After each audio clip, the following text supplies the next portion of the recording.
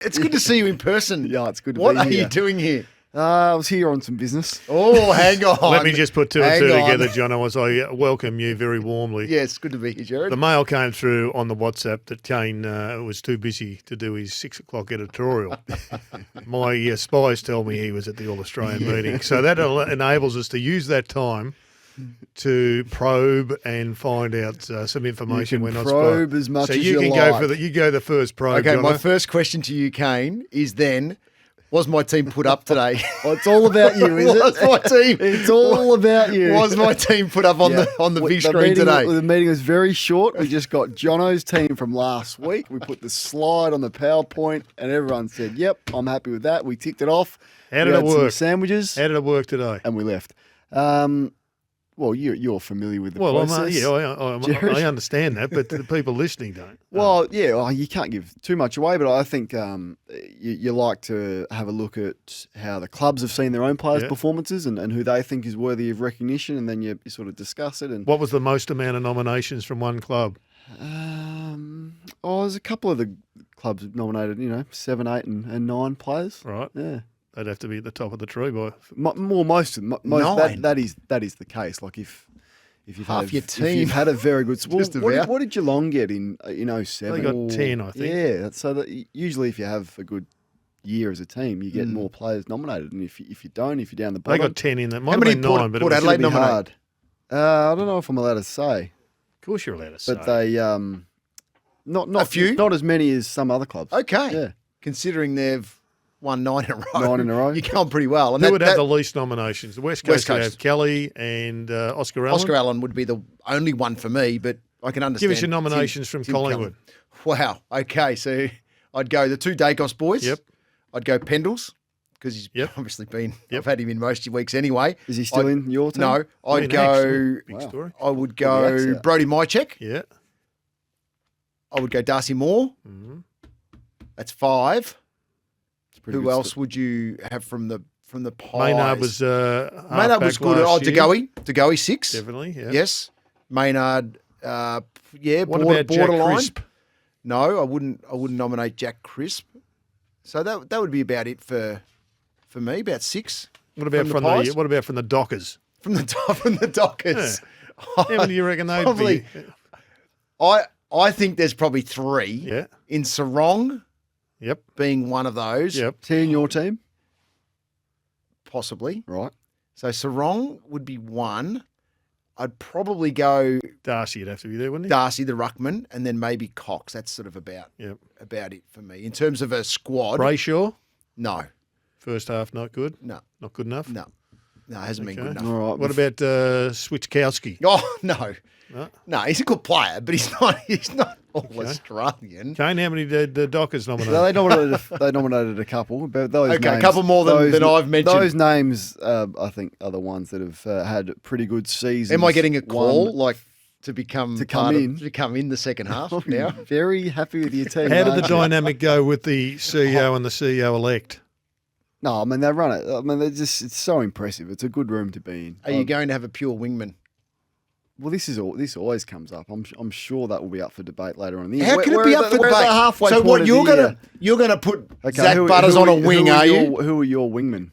I'm not saying anything. Mason Wood and Josh Dacos are my wingmen this year, which has become They're according to wings. Hoyney as well. It's the most important role. Well, and midfielders, Horney's got Nick Martin. yeah, well, that's okay.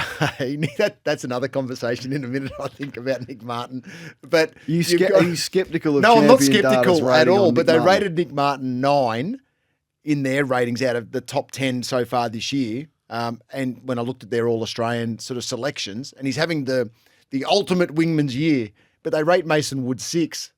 Isn't he a wingman? So you can't work out I just can't work that one. how that's worked. That one out. But Hoy- other than that, Hoy will they're clarify usually on, next week. I hope he does. All right, please. that's enough. We'll get to Brad Johnson's rolling All-Australian team very, very shortly. If you want to have your say and send through your suggestions, you can. But, Jono, I know this from Gary Lyon on Tuesday morning caught your attention. I love Luke Bruce. Yep. Best front and square crumb play I've ever seen. That was, and I love this conversation. I love it. It's one thing I look for week in, week out around your front and square representation. Who's hitting it with speed? Who's setting up the best to be able to score from those opportunities. Luke Bruce is one of the best, and I can understand why Gary has said he is the best he's seen because he's been doing it for years and he's crafty in that situation. For me, though, it's one of your ex-teammates is my best of all time. Do you know who that would be? I think Wanganeen. No. Robbie Gray? Yes. Okay. Robbie Gray is the best I've seen. He did come into my... Because you gave us a little bit of notice, about 5 minutes on this topic, to have a think of the best we've ever seen. I did think Robbie Gray, but he was more of a clearance specialist. He was good, with his timing from the tap. And I think maybe I'm influenced by Robbie Gray because he did a specialist class for the AFL Academy many years ago. And the way he taught and educated and coached front and square craft, So I went, if there's a hang on. 12-year-old listening to us on sports day driving home and they're and have aspirations to play as a small forward, what was the one takeaway from Robbie The Gray one that you tell them? the biggest takeaway initially is the flight of the ball. That's the first thing that you've got to pick up if you're going to get front and square craft right. Because that ultimately determines your speed going into that contest, ultimately determines your positioning going into that contest. You're reading then the forward's hands or the defender's hands, whoever's picked up the flight first, to where it's going to drop. All these things that we were educated, but the way he coached it was like, wow, I know now why you can win it from 2 meters away or you can win it from running from 30 meters away and how you get there and how you execute. You got one, Gerard? Stick out for you, I've got a Gerard? couple, but one of them, and I suspect he may be the greatest of them all. Oh, yes. He's a co-selector of yours in the All-Australian side. Eddie Betts. Kevin Bartlett. Oh. He was a genius at roving the ball off the pack. Now, whether you wanted to call it front and centre, but it was front and centre. It was out the back. He was one of the great crummers of all time. And the other one, Boomer Harvey, I reckon, was Boomer was good. Stevie J was unbelievable. That's another one. And Cyril Rioli. We can't go past Cyril and how good he was as well. So it's a great discussion. 0433 98 11 16. Who are the best front and square players you've seen? Gary says Luke Bruce. Jono's got to Robbie Gray. Jared's got KB. Stevie J, Cyril, Eddie Betts, I reckon, was just like was awesome. Lose you in traffic, hit it at speed. Pure crummer for me. And I just got to give a shout out to Matthew Liptak, who played for the Adelaide Football Club. Dr. Matthew Wasn't Liptak. a superstar player, but Yeah. best and fairest winner. Yeah.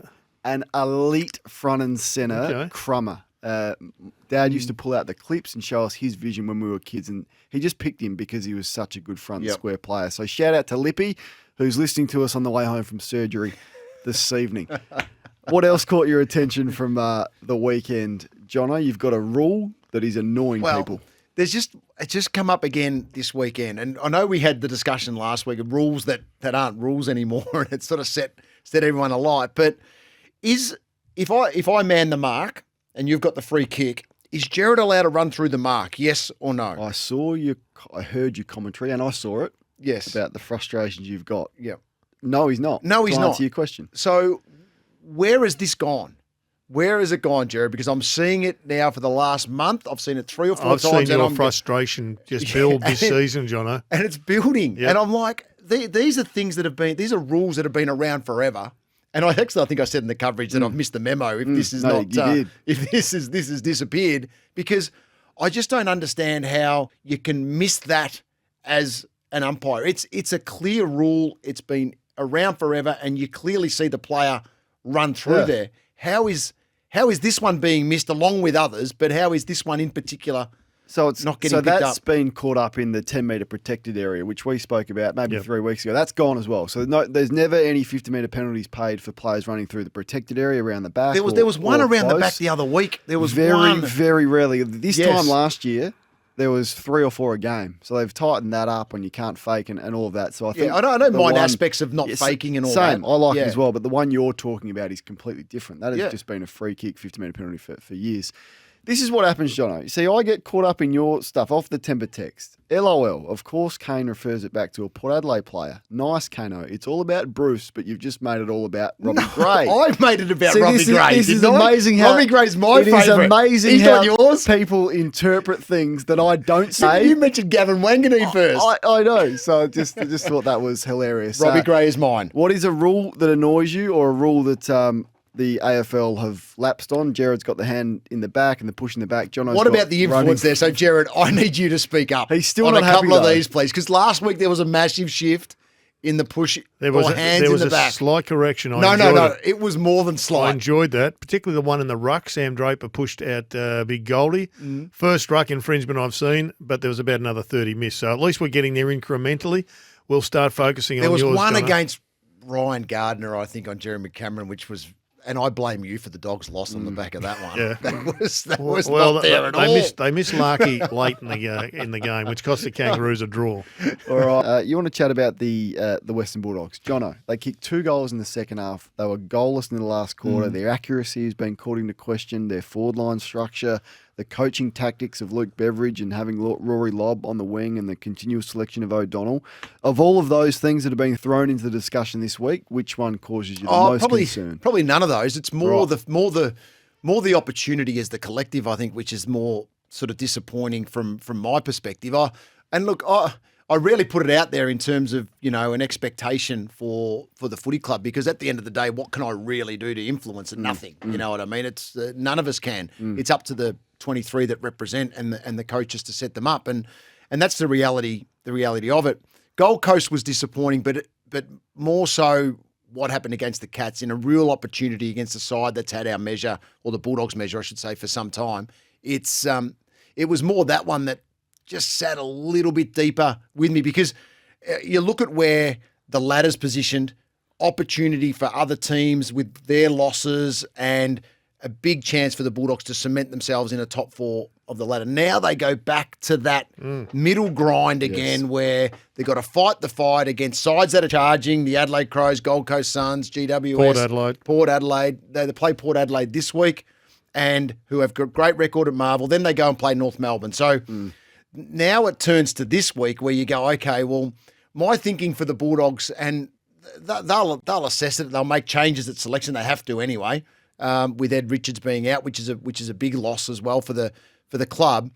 But if they can take on Port Adelaide at home and win, then they go and play North Melbourne. All of a sudden, the 2 in a row. I think the win against Port Adelaide will supplement at least one of the losses for the last 2 weeks. So there's everything's on the line for me this week against a side that's won 9 in a row, sitting second on the ladder, full of confidence, stars to return potentially in Dixon and Boak, and then you've got the element around what they're doing in the midfield at the moment with their two ripping youngsters. They had a similar game against the Brisbane Lions 6 call. weeks ago. Actually didn't think of that. And they need to just bring that same intensity. I mean, we've seen the intensity level is split a number of sides. Clearly Brisbane v Melbourne, Brisbane v Collingwood. They were at a totally different level of intensity than the group that got beaten by Port Adelaide on the weekend. That's a good point against the Brisbane Lions. They held them to bugger all when it went to a score. And from that, they actually, up until the Gold Coast game, they averaged only about 65 points against. It's against the Crows, I should say, last weekend. Yeah, and then so the Bulldogs have actually done well, but then Gold Coast got on top of them, scored heavily. Same with last week with the Cats, and I know the Bulldogs missed their opportunities as well. But you go, okay, well, if that's what they're going to have to do, they're going to have to try and restrict the power, moving the ball, restrict their scores, and keep it to a low. There's so many affair. close sides at the present time that the absolute hunger, dog-hungry intensity through the middle of the ground splits the sides. And Brisbane has done it twice when Dunkley has been just so manic that, it's almost impossible to match. If we get 2 sides with the same ferocity, then it's going to be an amazing battle. Yeah, my observations of the Dogs, they just don't put teams away. Like, they kicked the first 3 against Gold Coast, and I'm like, wow, Stewie Dew is in for a long night. They're panning to him on the interchange bench. They'd hardly touched the footy for the first 15 minutes. I know this is going to be a long night, but they just allowed Gold Coast to kick a goal on quarter time. Then they maintained contact with them. Then they got their confidence up, kick a couple. Same against Geelong. I'm there at the ground going, Bulldogs are way better than Geelong. With the outs that they've got, the class differential, felt like they had all control of the numbers, but they just allowed the Cats to maintain contact with them. And then all of a sudden, they missed a few in front of goal, heads drop, and Geelong get the momentum. I think Geelong was set up really well by Chris Scott, though, more mentally than anything else. Well. It was more a mental battle from their aspect, I think, in their grit to put pressure on the Dogs, and the Dogs not being able to replicate that back the other way. And for me, that's the mental difference in the game rather than the skill and physical aspect of it. I love it when you bring audio, Jono, and this is the second piece of audio tonight that you have brought. This caught your attention from Ross the boss. Football's the weakest link game. It's not a strongest link game. But we're not a basketball court where one person can turn around a franchise. I don't see him as a franchise player. I don't get that term in the AFL. So he's talking about Max King there. Before I get your thoughts, Gerard, do you agree? Are we a weakest link sport or not? No, I think he's right. I think more so than ever before, we are a weakest link sport. I think when we had the Tony Lockett, Gary Ablett superstars of the competition, and Jason Dunstall, for instance, who could separate sides by themselves, just their absolute influence on the game, then I think we were a franchise type set up. Yeah. But when you've got 18 sides, the talent base is limited. Tactics are so much more influential. Congestion can bring down even the best of players. Then expecting Max King to turn around and kick 70 goals and win you a game on his own boot is a big ask. It's interesting. My first thought is, okay, well, have Carlton got it wrong then? Because they're probably paying 7 players nearly half of their salary cap. So they might see it as the strongest link sport. But I'm not saying that's the right thing to do. In fact, you argue that that's the wrong thing with their predicament they're in. But, Jono, what in particular did you want to say about Every that? club is searching for that player. That one player that sets your club apart from the competition. Now, Ross is right with Max King at this particular point. But who is their franchise player? Who is the one that's going to set them apart? Well, he doesn't want one. No, he had one in Nick Rewalt many years ago. But he doesn't want one. So he had one at Fremantle with Nat Five. And Pav. And Pav. Exactly right. So, But they didn't win a flag. Yeah, they didn't, but how bloody close did they very get? close. Right. So, that one player with the influence of what they can do on field is enormous. And you just mentioned a handful of them then. So you're saying he should should embrace it? He should find it. I think he should. Well, he's should the one. find it. There's no other one other than Max King. Well, there's not, because at the moment there's not. Yeah. And whether they can trade someone in for that particular spot, But who you knows? can't get in Get a superstar in. so-called franchise players. I mean, you're paying way too much of your salary cap now to trade them in. You can grow them. You can grow them. Well, they've got to grow Sydney one. have done it They've got to grow one. pretty well. Yeah. Well, they did in previous years, and Buddy was 10 years ago now. Yeah. Yeah. And even Buddy's But not a influence, bad- not a bad player. influence has slowly diminished. The Cats traded in Cameron. I guess you could say that was the franchise player fair they got point. in as a free agent in Dangerfield. So Geelong have had a pretty good record at doing it. But Gerard's right. I mean, if you're truly serious about getting one, you got to draft. Yeah, so I understand what he's saying, because at the moment they don't have one, and he needs the collective for them to be successful in the short, at least grow as a team in the short term. But for me, you're a really good team in this competition. You've got one out-and-out standout, and then you've got some good layers underneath that, and then obviously you build your list But off the back Ross of it. would counter that and say it's more important to have the layers, the really strong bottom layers and second bottom layers. and Collingwood's third Collingwood's got Dacos, Port Adelaide's got Butters, Brisbane Lions have got Lockie Neal. Like, every club's got their gun franchise, and they're all sitting at the top of the table. So I just think that, and St Kilda sit there as the team in fifth, but they've been win-loss for 5 or 6 Where weeks now. do you see Melbourne with this then? Because they have lost 4 games and won 8. Well, Melbourne's got Petrarca, who's there for me, their gun franchise, and he's their number one, and everyone else falls in under him. If I was looking at them as a playing group, and Oliver's not far underneath that, by the way. Gorn wouldn't be and too then far. Gordon wouldn't be too underneath far, that. but still Petrarca's the number one, and Stephen May wouldn't be far under that. Yep. So that's what I mean. You've got your one, then you've got a good layer underneath it, and then after that, you build your list. All right. And build your list. All right. and Who's your team's soldiers. franchise player? Do you need one? He's well and truly in the hot seat tonight. Over to you, Jono. I am, considering you've had a full day of talking players up and down and working out who's in and who's out. All right. So from the back line, Liam Jones, Harris Andrews, Tommy Stewart. How does that hold up? Kane? It's your team.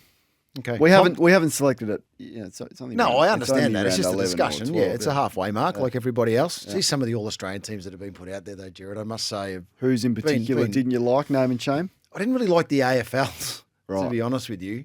Was that Lloydies? No, I don't know who it was. But they had Jordan Dawson and Zach Butters on Zach Butters on a wing. Zach Butters hasn't spent really 1 minute on the wing unless he's rotated off to go to the wing to jump into the centre bounce. You can't do that. Jake Noel, I thought, put in an outstanding All-Australian. Except for one. Jordan Dawson on the wing. Yeah, don't do that. Don't do that. Anyway. He had Dan Houston. Dan Houston in the pocket. The only one who nominated him. Great get. Dan Houston's a good get. He's on my list. Must be coming hard, Dan Yeah, Houston. very much so. Very much so. So Nick Dacos, Darcy Moore, Jack Sinclair, which has been consistent throughout the year so far. I know you're looking at me with Jack Sinclair still, Gerard, with a little bit of... Fair enough. He's had some centre bounce time. I understand that, but he's one that you can slot there. Josh Dacos, Jordan Dawson goes into the middle of the ground off the bench, and Mason Wood is on the other wing. Who's been exited from the middle? The Bont has gone to the bench Bont's after a gone to couple the of bench, quiet ones. okay. After a couple Ruthless. of quiet ones. Toby Green, Jeremy Cameron, and Jack Lukosius comes into the side As a half-forward as a flank, half-forward flanker. given that he's playing out of the he's square. kicked 10 the last How are two. you justifying that? He's kicked 10. He does get a little bit higher outside 50. He's kicked the ball inside 50 well also, Gerard. So just bear with me. It's a starting position. We know they don't start there. We know they can roll I've loved his year, to by the way. various things. I'll His last 5 weeks have been very good. Support you on Very, that. very good. Jeremy Cameron's just got a little asterisk next to his name Question mark. at the moment. Jeremy? just needs to fire I up a thought little he was bit. outstanding against the Western Bulldogs. He was okay. He was was okay. really he was okay. I important. need a couple more goals out of Jeremy. Charlie Cameron in the forward pocket. Brody Myercheck comes into full forward. It's about time you made a big call. And Joe Danaher stays in the forward pocket at this Right. stage. Timmy English, Christian Petrarca, and Zach Butters are the on-ballers. Bont, Rosie, Sarong, Bont, and Neil. Rosie, Sarong. So you got 4 midfielders. Yeah, and Merritt is the sub. You got I've got 5 midfielders. midfielders on the bench. Okay. I need to start rewarding these mids. And then we can adjust that now as we go. So out as De Goey, Pendles, unfortunately, that hurt me. That was the hardest What did one Pendles today. do wrong? He didn't do anything wrong. It's just weighted numbers, unfortunately. So I chucked a mid in there that's having a ripping year. And Eddie Richards goes out with the injury. Lukosius, Myercheck, and Merritt. So Brody Myercheck has kicked, since round 8, kicked 17. Charlie Curnow, since round 8, has kicked 8. So Charlie, unfortunately, He's been axed. has made way for Okay, fair Brody enough. Myercheck. And he kicked the bag against Well, he kicked the bag against West West Coast, which was 9, Coast. which is I think unbelievable. he kicked 6 against North, perhaps, But as well. his period since round 8 hasn't been great. 4 or 5 week, 4 That's week why period. it's called a rolling All-Australians, That's right. isn't it? So you've got to perform week in, week out. And I think 4 weeks is enough to give someone a chance to get going. And if someone's flying in that period of time, they come into the team. All right, there's a bit of reaction already. Petrarca better not be on a half-forward flank. No, we'll not do that. He's got in capitals clown. I'm not sure who he's referring to. Probably me. The update, someone texting us through that Oliver is in hospital on an IV drip. We saw that just before, didn't we? But due to a blister. Yeah, infected blister. Ever seen that before, Gerard? You're the medico in the building. Sort of. No, Why I would haven't, you have to- I haven't for a. Is it just to flush the infection? It'd be on a drip. Just to get rid of the infection? Yep. Okay. They're saying he's still a chance to play on Monday. Do you believe that? Well, I suppose so. It depends on how quickly the antibiotics get through the system and kill the infection. Yep. So everyone's always a chance until they're not on the ground and the siren goes. Do you burst a blister or not? I always do. Always have. I always have. But Yep. people have told me you don't burst the blister. You just Yeah, they're not playing footy though. how's it meant to start the healing process? Yeah, you got to get burst- relief immediately. Yes, You get the Gerard. orange peel straight onto it. Orange peel. Tape the orange peel on. What? When we play with proper screw-in stops. We just used a second skin, mate. No, we used to What, for years. We used to tape the orange peel. What? To the blister? Well, to the sensitive part of your foot, which was about to get destroyed by a stop. You'd put orange Year after year after I've year. never heard this. Never heard that ever. either. But it is Orange peel. Orange peel. Because it's just a little bit of extra It thickness. was the old-fashioned second padding. skin. Yeah. like that. It's Wow. an underrated injury, though, a blister. Oh, Like, it's horrific. You laugh at it. It's no good. I But used it's horrible. We worked it out that each week I would spend minimum $60 on my feet a week. Game day, $60 game day for what I would put on my toe. I'd tape every toe. I'd have second Right. skins on every toe. I felt for Anissa, our head trainer, who had to do it every week, and then I'd have my heels. So you're the reason the Bulldogs nearly went broke. $60 a game. What star sign are you, Just John? on You my weren't feet. paying for it? Just on my feet. What star sign are Jeez, you? I played well. Because I was comfortable, Kane. That's the key. You got to be comfortable. What star sign? Me? Cancer. Okay.